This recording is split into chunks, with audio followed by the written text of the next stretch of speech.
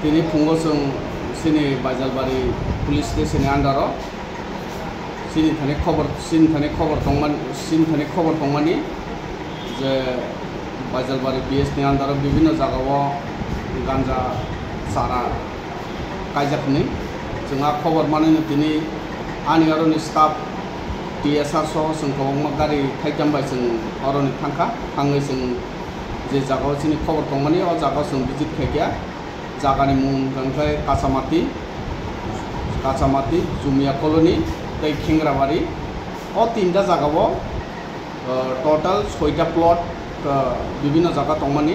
आबनो जों तानखा कायसा प्लट अनुमान एक कानी किसा बेसि रखंगानो तारमाने 6टा प्लटनि 6 कानी 7 कानी जागाङानो सारा जों सारा तानखा 6टा प्लट मिली अनुमान 10,000 रखंगानो सारा प्लास ताई कायजाक किसा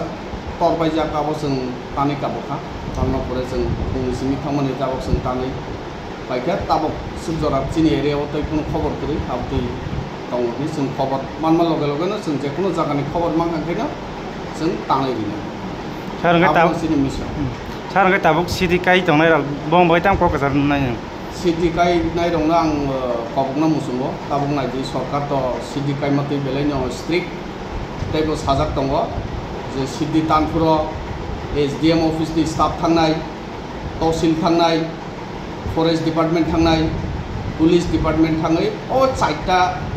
डिपार्टमेंट थाङै तानना परे तनर साइमनो फरेस्ट नि सामुंतामो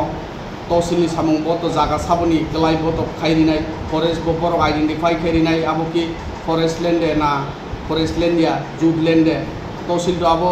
रेकर्ड नायनो सुनरिनाय बिनि परे तो पुलिस तो साइमनो